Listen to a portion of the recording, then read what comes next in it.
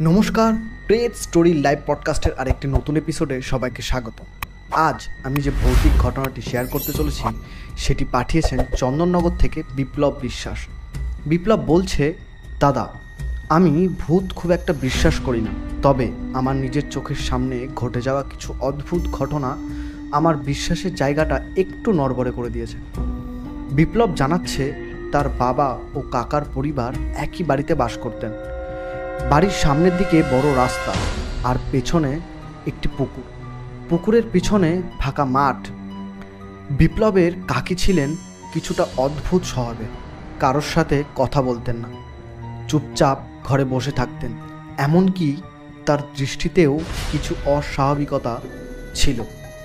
একদিন কাকি ঘর থেকে বাইরে বেরোচ্ছে না দেখে বাড়ির সবাই চিন্তিত হয়ে পড়ল। কাকির ঘরে গিয়ে দেখল তিনি খাটের উপরে চুপচাপ বসে আছেন, কাকির মাথার চুলগুলো ছাড়া ছিল।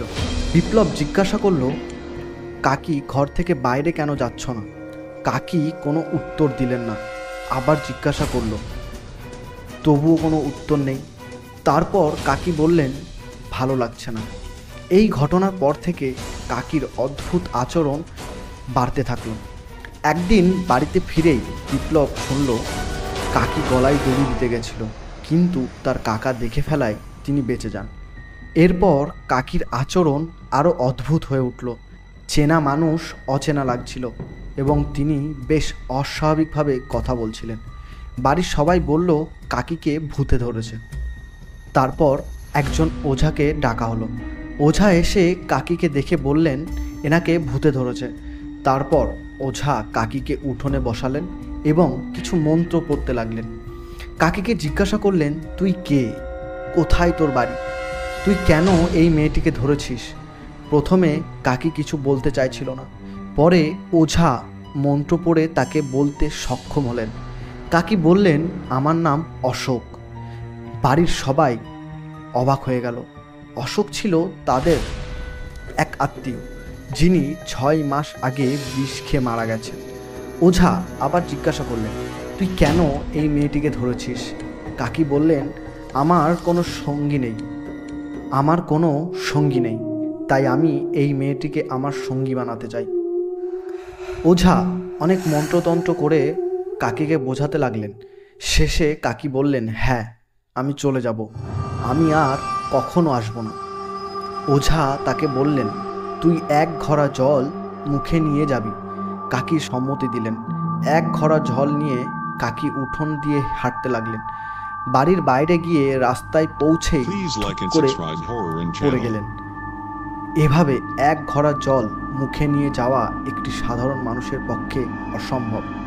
ওঝা কাকির হাতে একটি তাবিজ পরিয়ে দিলেন এবং বললেন, আর কোনো সমস্যা হবে না। বিপ্লবের প্রশ্ন, 6 মাস আগে মারা যাওয়া একজন মানুষ কিভাবে আর একজনের শরীরে ঢুকে এত কিছু বলতে পারে? কিভাবে একজন সাধারণ মানুষ 1 ঘড়া জল মুখে নিয়ে যেতে পারে? এই প্রশ্নের কোনো উত্তর বিপ্লবের কাছে নেই। এই ভৌতিক ঘটনা বিপ্লবের বিশ্বাসের জায়গাটা নড়বড়ে করে দিয়েছে। এমন একটি অভিজ্ঞতা আমাদের সবার জন্যই ভীতকর হতে পারে। এটি ছিল সেই দিনকার ঘটনা। আশা করি ঘটনাটি আপনাদের ভালো লেগেছে। আপনারাও চাইলে প্রেত স্টোরির দর্শকদের কাছে আপনাদের সাথে ঘটে যাওয়া কোনো ভৌতিক ঘটনা শেয়ার করতে পারেন। আপনারা আমাকে মেল করতে পারেন bikrom7865@gmail.com অথবা আমাকে হোয়াটসঅ্যাপ করতে পারেন। মেল আইডি আর হোয়াটসঅ্যাপ নাম্বার আমার ডিসক্রিপশানে দেওয়া আছে। দেখা হচ্ছে পরবর্তী কোনো ভৌতিক ঘটনা নিয়ে। ততদিন সুস্থ থাকুন, হ্যাপি থাকুন এবং সতর্ক থাকুন। দেখা হচ্ছে খুব তাড়াতাড়ি। টাটা। নমস্কার, প্রেত স্টোরি লাইভ পডকাস্টের আরেকটি নতুন এপিসোডে সবাইকে স্বাগতম। আজকের ভৌতিক ঘটনাটি পাঠিয়েছেন আমার বন্ধু বিশ্বজিৎ বিশ্বাস। বিশ্বজিৎ আমাদের শুনিয়েছেন একটি অভিজ্ঞতা যা ঘটেছিল প্রায় 4 বছর আগে, শীতকালের এক রাতে। আশা করি আপনারা ঘটনাটি উপভোগ করবেন। বিশ্বজিৎ আর তার 2 বন্ধু প্ল্যান করেছিল রাতে খেজুরের রস চুরি করে খাবে। শীতকাল, রাতের বেলা চাঁদের আলো খুব একটা বেশি ছিল না এবং প্রচণ্ড শীত পড়েছিল। কুয়াশায় ঢাকা ছিল চারপাশ। তারা 3 জন মিলে মাঠের ভেতর দিয়ে সেই খেজুর গাছের দিকে রওনা দিল। যেখানে তারা খেজুরের রস পাড়তে গেছিল সেই জায়গাটা ছিল একটি পুরনো মুসলিম কবরস্থান। অনেকদিন আগে সেখানে মৃত মুসলিমদের কবর দেওয়া হতো। তারা আগেও এখানে রস চুরি করতে এসেছিল এবং কোনো অদ্ভুত ঘটনা ঘটেনি। তবে এবার ব্যাপারটা অন্যরকম ছিল। তারা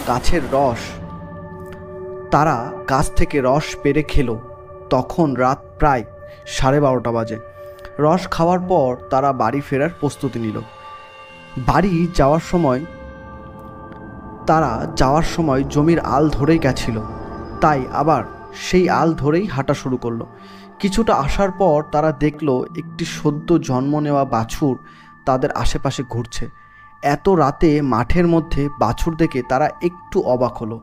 কিছুক্ষণ পর বাছুরটা আর দেখতে পেল না। তারা ভাবলো ব্যাপারটা হয়তো স্বাভাবিক।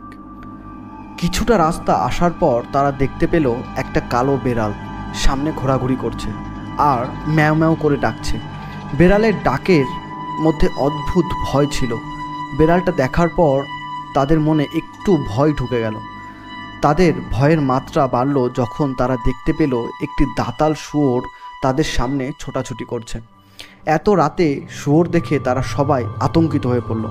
তাদের বাড়ির 10 কিলোমিটার এরিয়ার মধ্যে কোথাও শুয়োরের চাষ হয় না, তাই শুয়োরটি কোথা থেকে এলো সেটা ভাবতেই তারা অবাক হলো।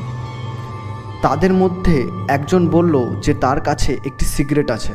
সিগারেটটা ধরানোর সাথে সাথেই শুয়োরটা হঠাৎ করে উধাও হয়ে গেল। তারপর তারা ভয়ে ঠাকুরের নাম করতে করতে বাড়ির দিকে হাঁটা শুরু করলো। বাড়ি পৌঁছানোর পর তাদের অবস্থা খুব খারাপ হলো। তারা চুপচাপ যে যার ঘরে গিয়ে শুয়ে পড়ল। পরের দিন সকালে তারা তিনজনেই প্রচণ্ড জ্বরে আক্রান্ত হলো। ডাক্তার দেখানোর পরেও ওষুধ খেয়েও জ্বর সারে না। তারপর তারা বাড়ির মা বাবাকে সব ঘটনা বলল। তাদের মা বাবা পাড়ার একজন দাদুর কাছে নিয়ে গেল। দাদু কিছু ঝাড়ফুঁক করে এবং তাদের একটি তাবিজ দিল। তারপর তাদের জ্বর সেরে গেল। পরে দাদু তাদের জানালেন যে তারা যেটি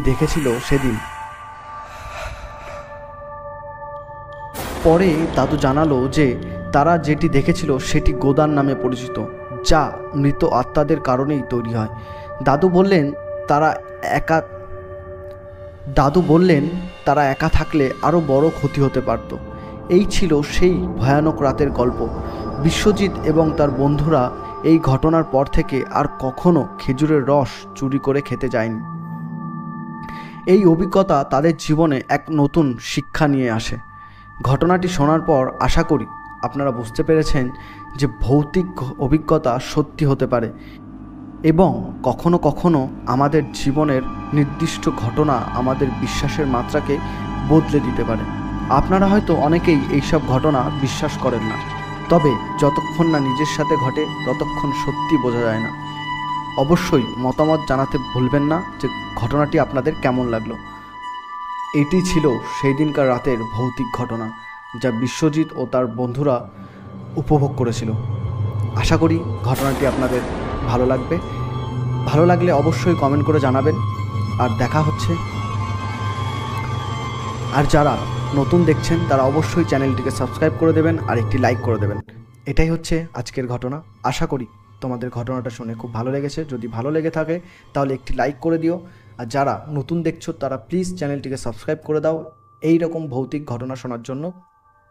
আর তোমরাও যদি তোমাদের সাথে ঘটে যাওয়া কোনো ভৌতিক ঘটনা প্রেত স্টোরির দর্শকদের কাছে শেয়ার করতে চাও তাহলে অবশ্যই আমাকে মেল করতে পারো bikram7865@gmail.com অথবা আমাকে হোয়াটসঅ্যাপ করতে পারো। মেল আইডি আর হোয়াটসঅ্যাপ নাম্বার আমার ডিসক্রিপশানে দেওয়া আছে। দেখা হচ্ছে নতুন কোনো এপিসোডে। ততদিন সুস্থ থেকো, হ্যাপি থেকো, সতর্ক থেকো।